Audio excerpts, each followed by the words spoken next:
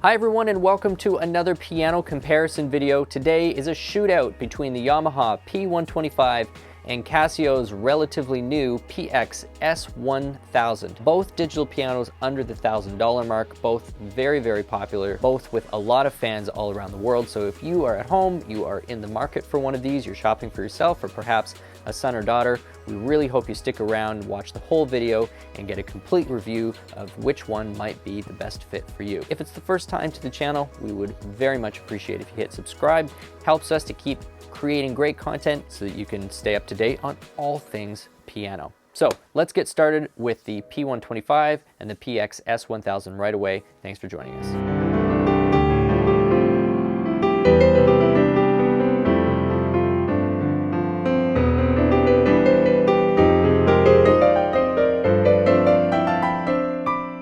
So we've got the Yamaha P125 on our left. This is a very known commodity in the marketplace, but on my right, as I mentioned in the intro, we have the Casio PX-S1000, which is a relatively new entrant. It has been out for several months, but it's the first time we've really had a chance to seriously dig into it and understand what makes this beast tick. And for the most part, I'm pretty impressed with what Casio has brought to the table. In terms of the tone generator quality, there's definitely been some substantial improvements in the tech there. I really like what they've done with the actions compared to, say, what I was getting out of like the PX-160 or the CGP-700. This is feeling really nicely tight, well controlled. The textures is good. Really liking a lot of that. So anyway, so we're going to be diving in to all that, but we're going to start with sound. So right off the top, let's deal with some of these specs.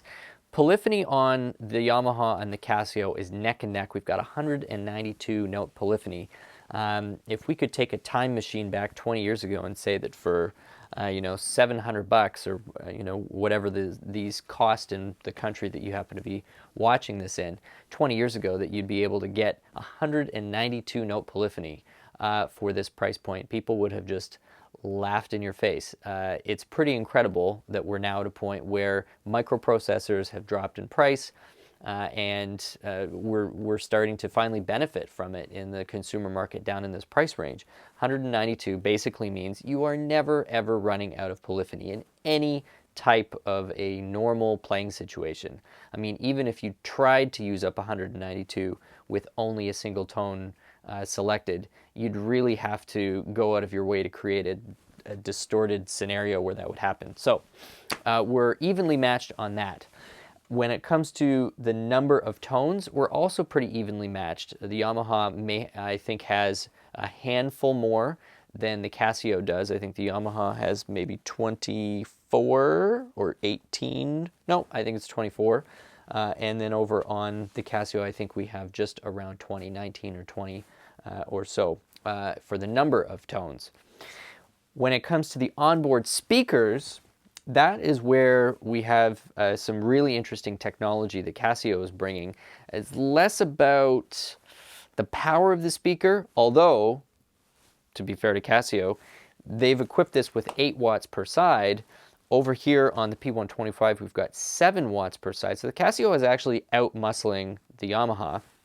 But on top of that, Casio has clearly spent a lot of time digging into simulating spaces and simulating halls and reverbs and choruses and really playing with the acoustic experience that somebody's going to have with this instrument, because a good amount of the options in the user manual it's pretty prominent on the control surface as well, this sound mode, which is entirely dedicated to creating a surround-like experience, whether you're playing it with just the onboard speakers or notably when you have the headphones on. You really notice this. So you've got the option of having sort of this space simulator, which really is kind of just reverb, and then sort of a surround simulator, which kind of creates some dimensionality around certain frequency bands, and it's pretty cool. So let's give you a sense of what these two sound like before I natter on too much longer without you listening. So I've got the main grand piano tone selected right there, and I achieved that by just simply pressing the grand piano button. We'll get to that later, but there's no buttons on this S1000, which is, in most respects, pretty cool. I mean, the aesthetic of it is really great. One downside is you do have some major fingerprint problems when you've got this high gloss finish, and the only way to activate it is by putting your grimy hands on it. But just from an aesthetic standpoint, out of the box, it does look pretty cool. So we've got grand piano, we've pressed and hold that, pressing the very first key, which gives us our default sound. So here we go.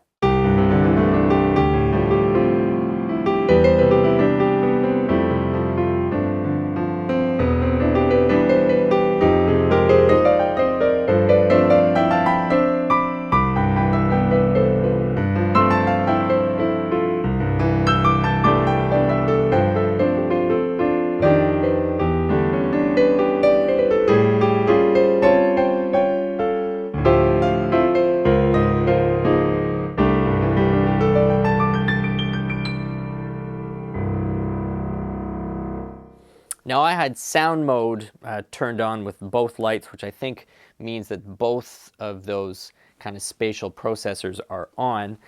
Turning it off, that's the same sound. So the experience as a player is that the stereo field tightens up, and there's definitely, it's a drier sound, and there's a certain sort of high band compression that's not going on right now. And then when I press the 1,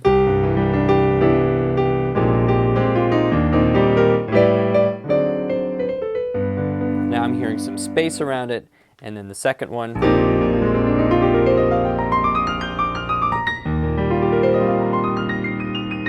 And that starts to affect the tonal quality as well. So as we go through the various sounds,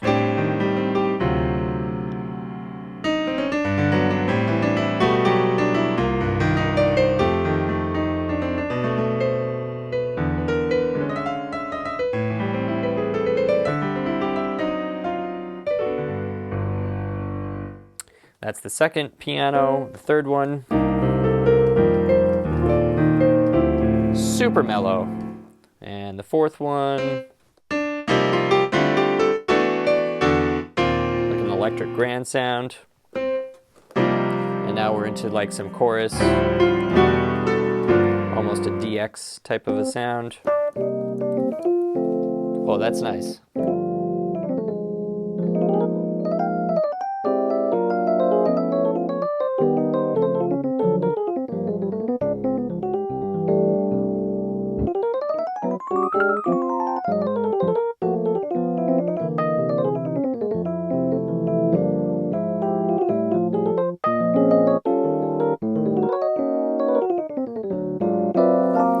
Wow, they've done a really nice job of this action.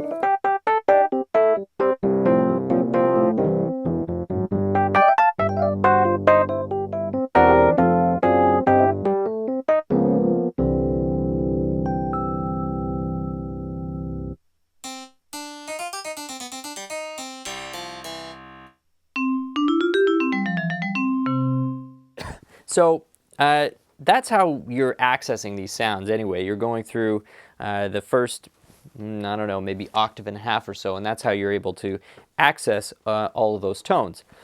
But it seems that the focus is definitely on the keyboard instruments, the acoustic and the electric piano sounds, because that's where the greatest variety seems to be happening on this Privia.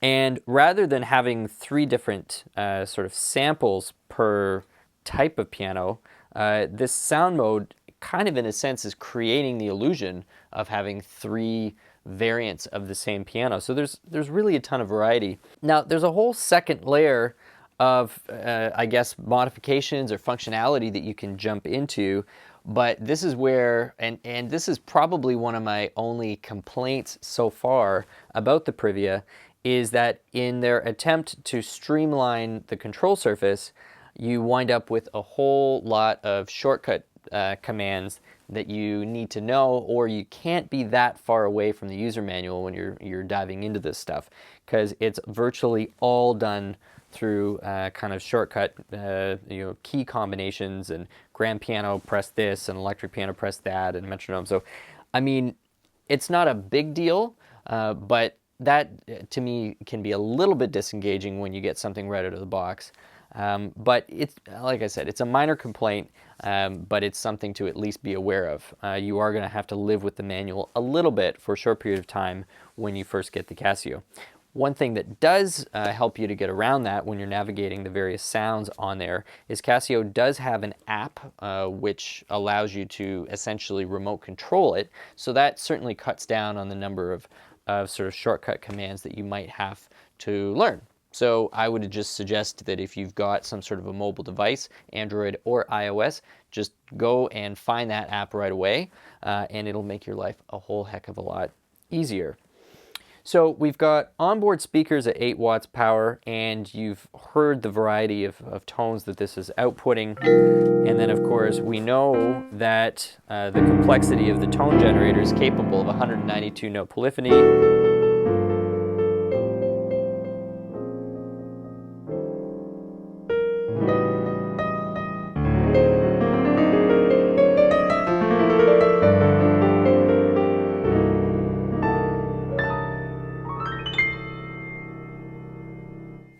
Yeah, all in all, pretty impressive and pretty satisfying to play as a pianist. Let's hop over to the Yamaha. So on our P125, there's a few things that working certainly very well for the Yamaha. So we've got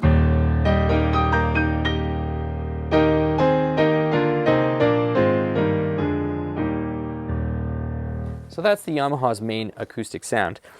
Like the Casio, the Yamaha also has discrete audio outs. That's great. It's very rare that we have two instruments side by side where we can do this, especially in this price range. But Casio and Yamaha both have those 1/4 inch outputs, so that's how you're hearing all of this stuff at home. This is not coming to you from like a room mic or a lapel mic. Both of these have direct stereo line outs, and that's how you are hearing it on the video.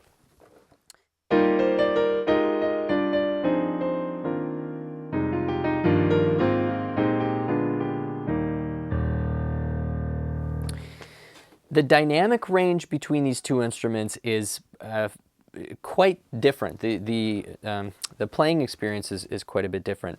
On the Casio, there seems to be a greater sort of tonal variety, or the palette is wider.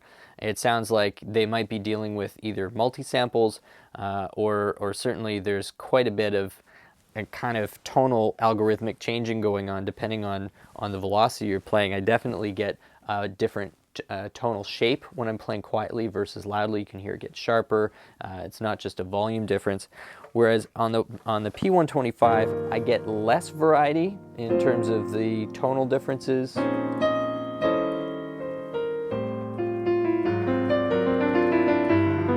Kind of just sounds that trademark Yamaha clear brightness, regardless of whether I'm playing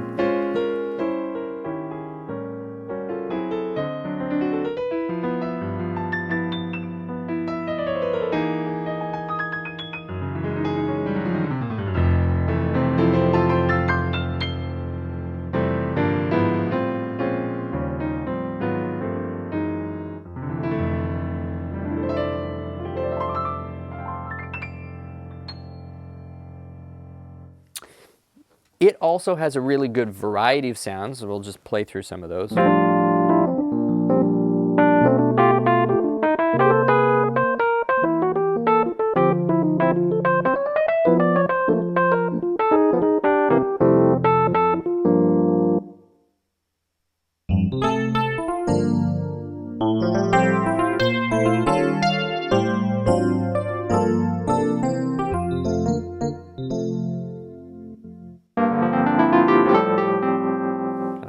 Sound there.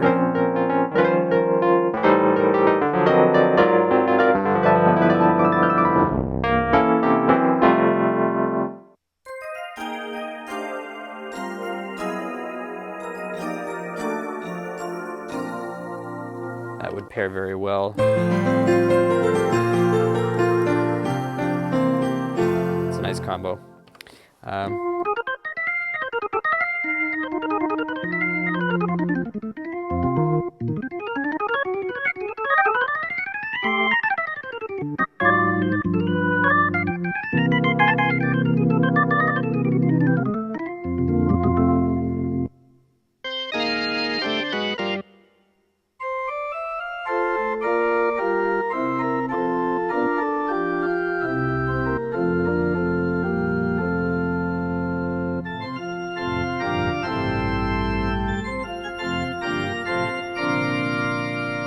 Some nice organ sounds in there.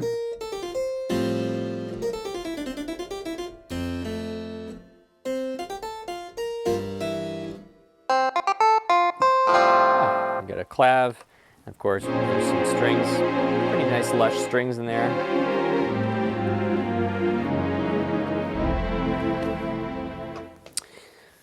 So that's a quick sample of the sound differences that you're getting between these two. Yamaha with a slightly greater variety of tone, but to my ear anyway, a very impressive showing from the acoustic piano side of things on this Casio PX-S1000. Which is not something I'm used to saying. I mean, for many, many years, Casio was kind of relegated to the territory of strictly entry level and kind of was associated with maybe a slightly lower build quality. But they've really been genuinely working on that over the last several years. There's even a collaboration with Bechstein on a couple of their models. So it's something that has been getting a little bit more legitimacy of late, and certainly I have very few complaints about the tone that I'm getting off of this Casio when we've got it side by side with the Yamaha P125, certainly an instrument with its share of fans and supporters out there.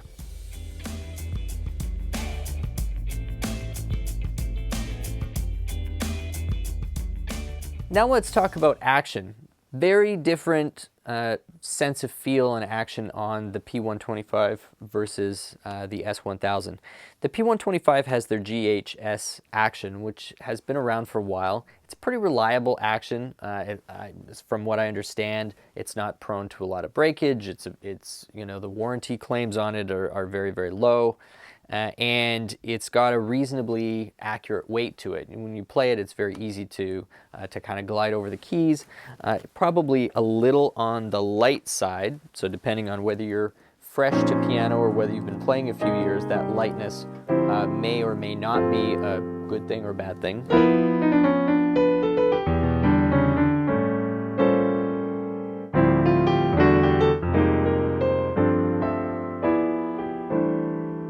But despite the fact that it does feel a little on the light side, I never really feel that I lose control of the Yamaha. So I mean, kudos to their engineering teams, and certainly it's very rare that Yamaha ever puts something out that feels bad. Doesn't matter what they're making.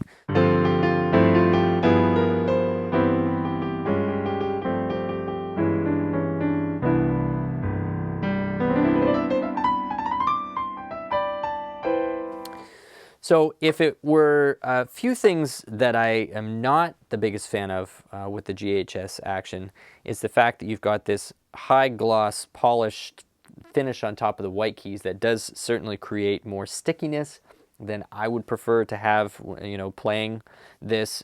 When it comes to the black keys, I'd like a little bit more texture, so that's one thing that I'm not the biggest fan of on this instrument. You know, besides the weight feel, it's this grippiness that is probably just more than I want. When we take a look at the Casio, and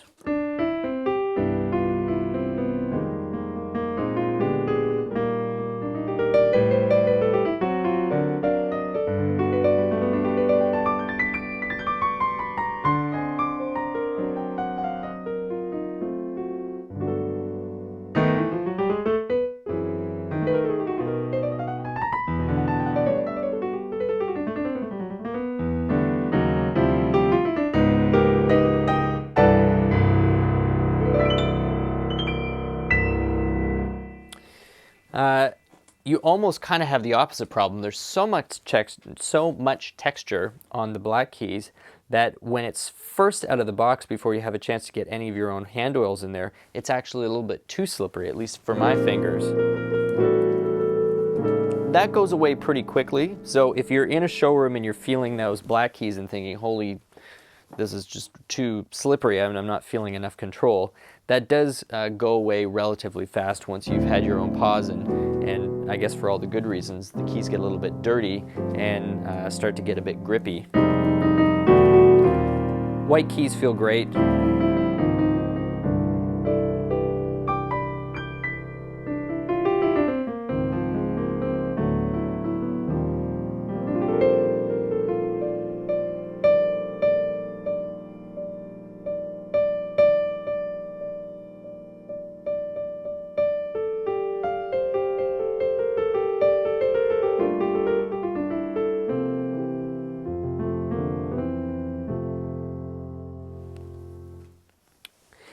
Neither one of these actions has escapement on it. That is something that you would have to flip over to the Roland side of things if you're looking for a portable instrument with the escapement. Yamaha and Casio do not offer it. The weight feels pretty similar to what I'm getting on the Yamaha.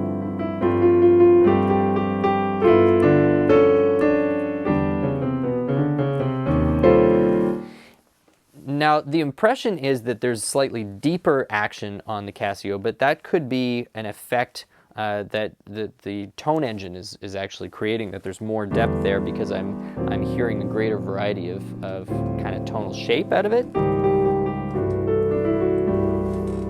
But I have a feeling if we completely shut the volume off on both and just checked the weight, that these are both going to be very, very similar. So that's a wrap up on the action. We'll get the specs up there, or if you'd have a look, but broad strokes, no texture whatsoever, tons of texture, a little bit on the light side, but very, very easily controlled. Probably somewhat similar weighting, but you know, as they've mated it to the tone engine, I'm finding maybe a slightly greater sense of depth on the Casio action. So we're going to wrap up by going over to our third section where we talk about just other features and the peripherals. Thanks so much for sticking with us.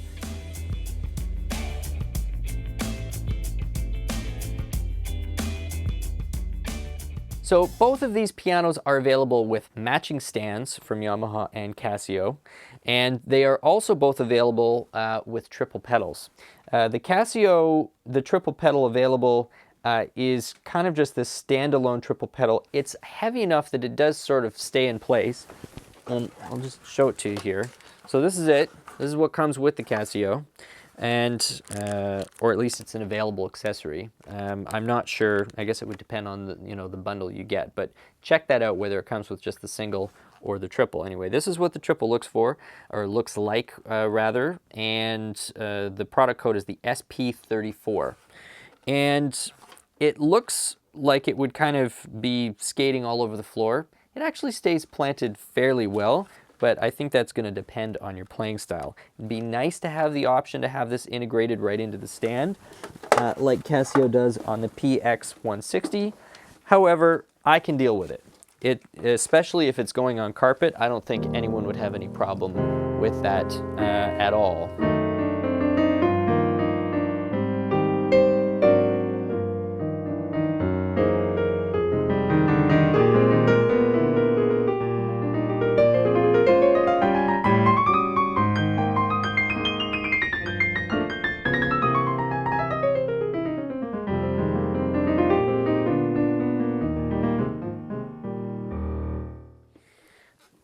Another difference, because we've really just been covering the similarities in sort of the cabinet and the fact that they both have the triple pedal.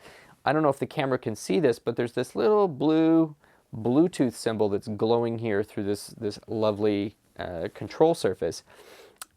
This is a bit weird, but once you know about it, I guess you just kind of work around it. This is equipped with Bluetooth, but rather than being equipped with Bluetooth MIDI, it's actually just equipped with Bluetooth audio. The MIDI you have to get through a USB connection.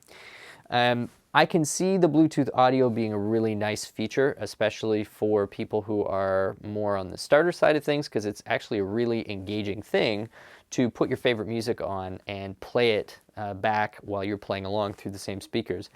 I don't know why it's so fun, but if you haven't tried it, do it, and you're like, oh, yeah, that is actually a ton of fun. For some reason, it's different than just putting it on your home stereo and playing along through the piano. So it's got the Bluetooth audio. That's pretty cool. So the Casio has two ways of getting that audio to your ear through its own speakers. The Yamaha, on the other hand, actually doesn't have any audio inputs. So that's probably something that's becoming a bit outdated. Most modern digital pianos at this point offer that at some price point. So if it's either through Bluetooth audio or some other way, but it's not something that everybody uses.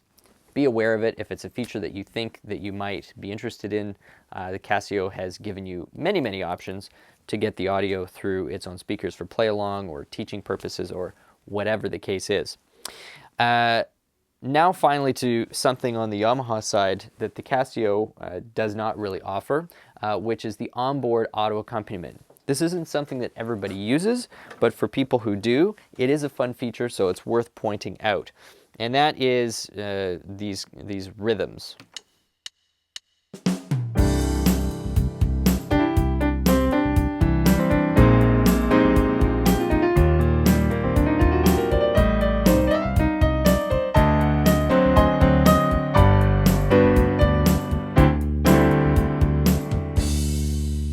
And there are, I think 20 or so. It's very easy to change through the rhythms, and you've got a little harmonic backing part as well as the drum, and it kind of just follows you around harmonically and, whatever you want to do. I guess there might be some professional applications where you would use that. I think mostly it's used to just kind of have fun. That's on board, but there are tons and tons of apps out there that allow you to do this pretty well.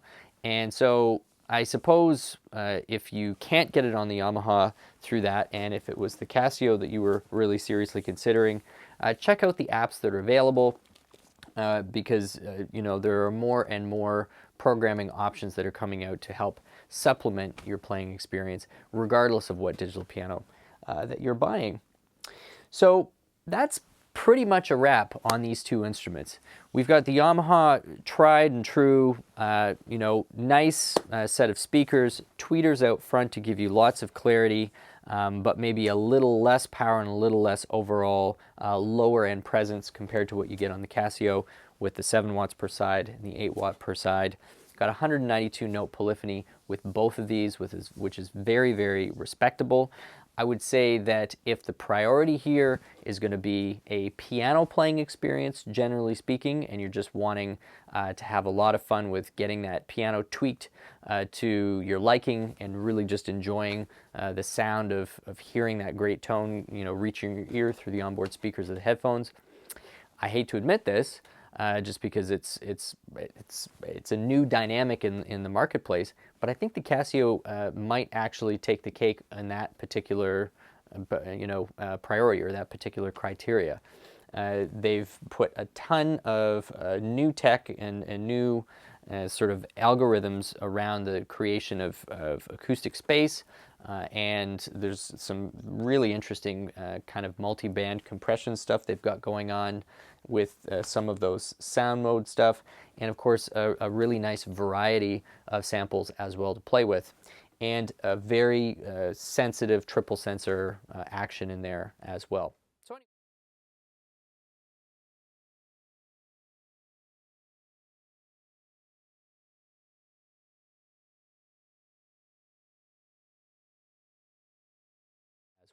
So anyway, hope you've enjoyed the video. I hope this has helped break down some of those differences and maybe highlighted some of the similarities that you were wanting to learn a bit more about.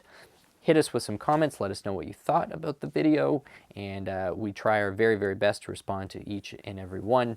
And if you have not hit that subscribe button, we'd love you to, because it'll let you stay up to date with all of the videos that we're really trying to produce on a very regular basis here.